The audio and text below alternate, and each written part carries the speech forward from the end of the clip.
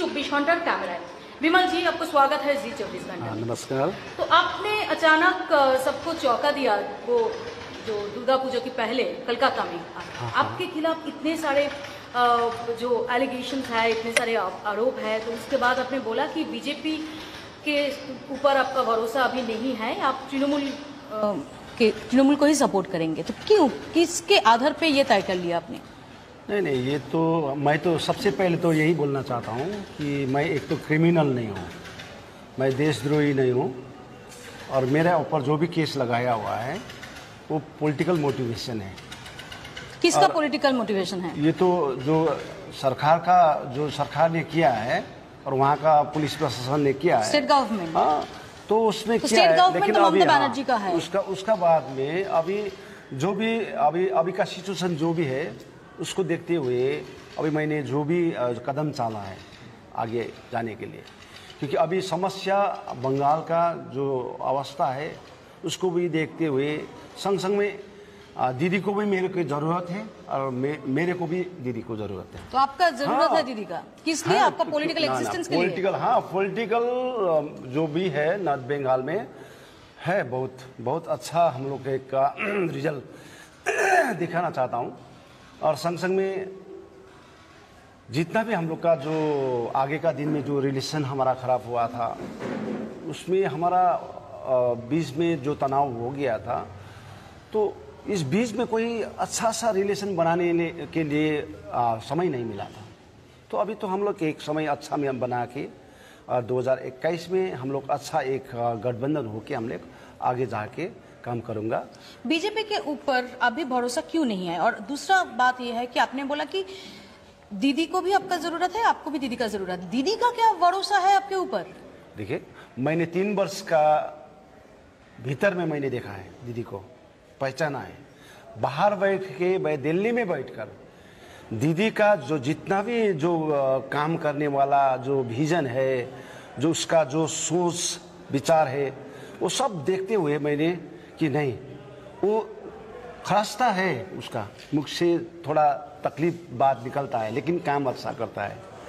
वो बोलने वाला जो भी चीज़ होता है वो अच्छा और रिजल्ट देता है। और इसीलिए मैं चाहता हूँ कि ना, हम लोग एक ही घर में रहने वाला आदमी, हम लोग एक ही संग बैठकर हम लोग काम करना होगा ताकि हमारा भी भलाई हो। किस मंजिल के लिए? आपका तो मंजिल है। हाँ, ये तो पॉलिटिकल ना, मैंने बता दिया है कि गोरखालैंड के लिए मैंने 2024 में जिस पार्टी ने मेरे कम्युनिटी को, मेरे मुद्दे को आगे लेकर जाएगा, उसी को 2024 में मैं जिता के भेजूंगा। और मैं इसीलिए बीजेपी को साथ छोड़ रहा हूं कि बीजेपी ने 12 वर्ष तक हम लोग के लिए क्या किया। हमने 3 टाइम हमने बीजेपी को एमपी दिया है, लेकिन बीजेपी ने हम लोग को क्या दिया है। और इसीलिए बीजेपी को अभी सबक सिखाना होगा ना, क्योंकि 15 वर्ष मामूली चीज़ नहीं है ना। तो आप क्या सोचते हैं कि कभी भी दीदी ने, ममता बनर्जी ने बार बार ये बहुत साफ साफ बोल दी कि गोरखालैंड का मुद्दा को लेकर आलोचना ही नहीं होगा। देखिए, हम लोग बोल रहा हूँ कि पॉलिटिकल परमानेंट सॉल्यूशन अभी हम लोग बीजेपी का ऊपर में भी हमने रखा हुआ है और दीदी का ऊपर में भी रखा हुआ है। और पॉलिटिकल परमानेंट सॉल्यूशन के लिए दीदी ने भी बोला कि आगे बोला कि हम लोग ये भी कर सकता हूँ पॉलिटिकल परमानेंट सॉल्यूशन। तो हम लोग ये लेकर हम लोग आगे जाएंगे। सॉल्यूशन को लेकर ही तो आपने जीटीए जो ट्राइपार्टाइट ट्रीटी आने वाला दिन में हम लोग बैठकर अच्छा एक माहौल बना के हम लोग काम करेंगे, अच्छा माहौल बना के। दीदी का भरोसा किसके ऊपर ज्यादा है, आपके ऊपर और विनय तामांग के ऊपर? देखिए, विनय तामांग क्या चीज है आप देखिए ना, उसको 1700 करोड़ रुपया दीदी ने दिया है पहाड़ का उन्नति करने के लिए। तो 1700 करोड़ देने के बाद में भी उसका अपना घर का वोट से 87 वोट मिला उसको, घर का बूथ से भी आ रहा। 65,000 वोट से वो इलेक्शन में आ रहा, बाई इलेक्शन में, और 4 लाख 4.5 लाख वोट तो एमपी इलेक्शन में आ रहा। तो इसका अभी उसका जितना भी दीदी ने देख चुका है कि उसको लेकर मेरे लिए फायदा नहीं है। जीते तो अभी तक विनय तामांग के हाथ में है। जीते तो कल भी जाएगा, परसों भी जाएगा। हम जीते के लिए मरने वाला नहीं है। मैं काम करने लिए आया हूँ और मैंने दीदी का साथ गठबंधन इसीलिए किया हो कि 2021 में बीजेपी को एक सबक सिखाना है और मोदी जी ने जिस चीज़ को हम लोग को कमिटमेंट किया था वो कमिटमेंट पूरा नहीं हुआ। तो हम लोग एक एक जगह जगह में जाके हम बोलूँगा कि हमारा ऊपर में जितना विश्वासघात किया वो विश्वासघात का जवाब आप बैलेट से दे देंगे। तो बार बार आप जब दीदी को छोड़ते हुए जाके वहाँ पे मूवमेंट करके फिर से दीदी के पास वापस आ रहे हैं और आप वहाँ का फायर ब्रांड लीडर है। 2013 में हम भी देखा कि 2013 का जुलाई में वहाँ पर एजिटेशन भी थे, इतने सारे एजिटेशन भी थे। उसके बाद 2013 का दिसंबर में अब फिर से जीटीए में वापस आया, अभी भी 3.5 साल बाद। और जो आपका सबसे बड़ा कहना था कि वहाँ पे पुलिस एडमिनिस्ट्रेशन और दमन पीड़न चला रहे थे, वहाँ पर बहुत सारे लोगों का मौत हो गया जी, जो आपने आरोप लगाया कि स्टेट गवर्नमेंट के दमन पीड़न के वजह से हुआ। तो आप कैसे इसको एक्सप्लेन करेंगे, कैसे इसको जस्टिफाई करेंगे? क्या है ना, पॉलिटिक्स में थोड़ा हम लोग सोच समझ कर ही काम करना पड़ेगा। तो अभी जितना भी हमारा ऊपर में लगाया हुआ केसेस है, मुद्दा लगाया हुआ है, उसको देखते हुए संग संग में जो अभी बंगाल का अवस्था है, ये अवस्था देखते हुए, और हम लोग एक लीडर हूँ तो कोई दुश्मनी भी नहीं होता है, दोस्त भी नहीं होता है। और इसलिए हम लोग एक माहौल बना के पहाड़ के हित के लिए, तराई डूअर्स का हित के लिए हम लोग काम करना चाहता हूँ। इसीलिए दीदी के साथ हम लोग एक मिलकर एक माहौल बना के। तो एजिटेशन के दौरान जिस लोगों को मौत हो गए थे, जो आपने बोला था कि ये स्टेट गवर्नमेंट वो डेलिबरेटली दमन पीड़न करके किया है, तो उसको कैसे आप अभी एक्सप्लेन करेंगे? ना उसको भी हम लोग ये चीज़ जितना भी हो जो एजुटेशन का फेज में हुआ है उसको बात भी हम लोग रखेंगे दीदी का ऊपर में, ये हुआ है, इसके लिए हम लोग एक हमारा बाइपटर मीटिंग हो जाएगा बाद में, उसका बाद में हम लोग पूरा ये चर्चा करेंगे। अमिताभ मालिक का जो मौत हुए थे और आपके खिलाफ उसमें उस अमिताभ मालिक जो पुलिस ऑफिसर, उसका मौत के लिए आपके खिलाफ एलिगेशंस देखिए लाया गया और यूएपीए जैसे जो आपको एंटी टेरर जो लॉ वो आपके खिलाफ है, आपको उसके मुताबिक एक टेररिस्ट समझ जाता है। एलिगेशन तो किसी को भी लगा सकता है, लेकिन प्रमाण है। मैंने बंदूक चलाते हुए मेरे को देखा, मैं वहाँ पर कैंप में था, मैं भूनते हुए देखा था, मैंने अमिताभ मालिक को मारते हुए देखा था। तो एलिगेशन तो किसी को भी लगा सकता है, लेकिन प्रमाण होता है कि जब जो कानून का आगे जाके हम लोग जो जोगाजोग करेगा उसका बाद में हो जाएगा। उस रात में आप कहाँ थे? हम लोग तो देखिए, मैं तो दार्जिलिंग में था, मैं तो वहीं पर था दार्जिलिंग में, और जितना भी हमारा भाई बहन लोग भी अलग अलग जगह में था, वहीं था हम लोग। तो अभी क्या हुआ जो आपका मन में इतना ये थोड़ा ग्रीवांस आ गया कि बीजेपी कुछ नहीं कर रहा है, बीजेपी आपके साथ धोखा दे रहा है? क्योंकि पहले भी हमने देखा कि 2014 का जो इश्तेहार था, मैनिफेस्टो था, उसमें गोरखालैंड नहीं था। आपका दबाव में वो सप्लीमेंट्री जो मैनिफेस्टो उसमें घुसा है, 2019 में नहीं था। ना संकल्प पत्र में किया, ये बार संकल्प पत्र में किया था बीजेपी ने कि हम लोग ये संकल्प पत्र में जो भी डाला हुआ है हम लोग करेंगे, ऐसा बोल के वो उसने संकल्प पत्र में डाला है। लेकिन संकल्प पत्र में डालते हुए भी कुछ नहीं किया। हमने तो देखा है ना, वहाँ पर इतना बार हमने अमित शाह का साथ मुलाकात हुआ और विजय वर्गीय का साथ मुलाकात हुआ और भूपेंद्र यादव का साथ बात हुआ और जेपी नड्डा का साथ बात हुआ। हम तो रोज जैसा मिलता था, लेकिन उसने जब भी हम लोग के साथ मुलाकात होता था, हम लोग करेंगे परमानेंट पॉलिटिकल सॉल्यूशन करेंगे और 11 जात गोष्ठी करेंगे, ये बात तो रोज ही रखता था। लेकिन हमने कितना बार ऐसा बात करते हुए समझ में आया कि नहीं, अभी ये लोग जस्ट एक हम लोग का जो एक पॉलिटिकल एक मोरा बनाना चाहता है।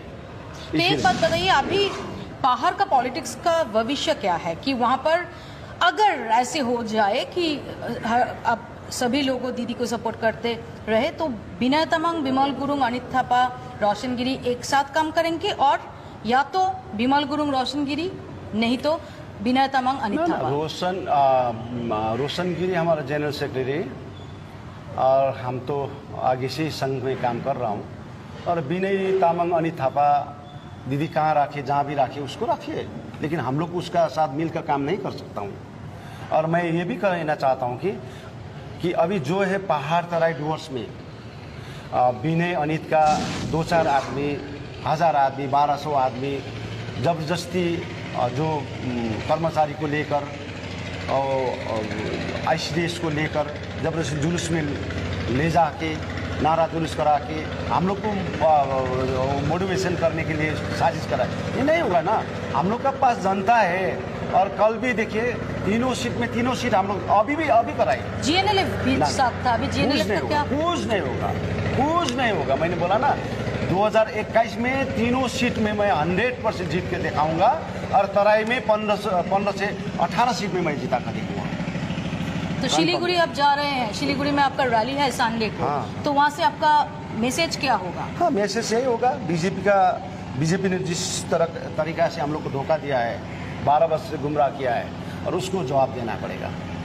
और बीजेपी को वोट मांगने के लिए पहाड़ आएगा और दोष में आएगा, तो आने का पहले उसको सोचना पड़ेगा कि उसने किए कमिटमेंट किए चीज़ों को, 11 जात गोष्ठी को, पॉलिटिकल फलोस को उसको समाधान करना पड़ेगा, नहीं तो कैसे मांग सकता है वोट। पहाड़ में कब जा रहे हैं? पहाड़ में जाऊंगा मैं तो 6 तारीख सिलगढ़ी में मेरा है, लाखों का भीड़ आ जाएगा वहाँ पर। और संग में 8-10 दिन बाद में मैं पहाड़ में आप कलकत्ता में आने के बाद ही थोड़ा बहुत घटना पहाड़ में शुरू हो गया, तो क्या पहाड़ में कुछ नहीं हुआ? उसका आदमी ने उसका अपना आदमी को छुरी मारा, एक आदमी को बनस्पति का। किसका? विनय तामांग का आदमी है खुद ही, और हम लोग का ऊपर इल्जाम लगाया। फिर वो आदमी फिर चैलेंज करके विनय तामांग का ऊपर ही गया, फिर वही अभी जा रहा है, काम कर रहा है वहाँ पर। ये राजनीति इतना घटिया राजनीति, तो ये ठीक नहीं है। पहाड़ में जो भी है, ये विनय तामांग, अनित थापा जो भी राजनीति कर रहा है, तो एक अपना चेयर बचाने के लिए राजनीति कर रहा है। मैं चेयर बचाने के लिए नहीं, मैं अपना काम करके दिखाऊंगा और देखेंगे आगे, दीदी भी देखेंगे और जितना भी बीजेपी अच्छा देखेंगे, उसका तो रिजल्ट मिलना ही चाहिए, देखेंगे। तो बीजेपी ने आपके साथ धोखाधड़ी किया, ये तो आप बताएंगे जाके, और ममता बनर्जी को वोट देना है, ये आप किस आधार पे बोलेंगे? क्योंकि गोरखालैंड का मुद्दा ममता बनर्जी कभी सपोर्ट नहीं करेंगे, वो तो बिल्कुल साफ कर लिया। और आपने मोर देन वंस इस मुद्दे को लेकर अपने एजिटेशन किया और पहाड़ में बहुत सारे एजिटेशन हुआ, उसके बाद फिर से आप वापस जाना चाह रहे हैं पहाड़ की पॉलिटिक्स में। पॉलिटिकल जो है पॉलिटिकल बात है। क्या आप बोलेंगे पहाड़ की जो बासिंदा है, जो बाहर की जो आदमी है, उसको क्या बोलेंगे कि किस लिए ममता बनर्जी को वोट डालना होगा? ये तो मेरा बात है, कल जाके मैं भरे आम आदमी का ऊपर में क्या बोलना है मैं बोलूँगा, लेकिन आज मैं नहीं बोलूँगा इसका ऊपर में। और 6 तारीख बोलूँगा पूरा कैसा वोट डालना है, क्या करना है, बीजेपी ने क्या किया है और बीजेपी को सबक कैसा सिखाना है। और 12 वर्ष का समय इतना नष्ट किया है तो भी बीजेपी ने कुछ नहीं किया। मेरा गोरखा कम्युनिटी का ऊपर सिर्फ नहीं, आदिवासी का, राजवंशी का ऊपर में भी किया। कल देखिए राजवंशी भी हमारा मीटिंग में आ जाएगा, आदिवासी भी आ जाएगा, मुस्लिम भी आ जाएगा, सब कम्युनिटी आ जाएगा वहाँ पर। तो दीदी के साथ बात हुआ? अभी नहीं हुआ है, अभी 1-2 लीडर के साथ बात हुआ है। तो एक बात मुझे बताइए कि जो बिमल गुरुंग हिल का इतना फायर ब्रांड लीडर, तो ये 3.5 साल कैसे बिताया पहाड़ छोड़ के? ये तो हमारा एक प्रत्येक दिन का एक मन में है, दिल में है घटना, जो भी मैंने सफ़र किया है। और ये इसी चीज़ को लेकर मैं 6 तारीख को बताना चाहता हूँ। बहुत शुक्रिया बिमल जी हमारे साथ बात करें कि প্রথমবার বিমল গুরুং এক্সক্লুসিভ সাক্ষাৎকারে মুখ খুললেন এবং তিনি স্পষ্ট করলেন যে গোর্খাল্যান্ডের দাবি থেকে সরছেন না। একই সঙ্গে তার অভিযোগ বিজেপি ধোঁকা দিয়েছে তাদের এবং 2021-এর নির্বাচনে মমতা বন্দ্যোপাধ্যায়কে তারা সাপোর্ট করবেন এবং তার পাশাপাশি এটাও স্পষ্ট করলেন যে বিনয় তামাং অনিত থাপাদের সঙ্গে রোশনগিরি বিমল গুরুংদের পথ এক হবে না, একসঙ্গে তারা কাজ করতে পারবেন না, এমনটাই জানাচ্ছেন বিমল গুরুং। বিমল গুরুংকে আরও একবার ধন্যবাদ জানাবো আমাদের এক্সক্লুসিভ সাক্ষাৎকারের জন্য। দেখতে থাকুন জি 24 ঘন্টা।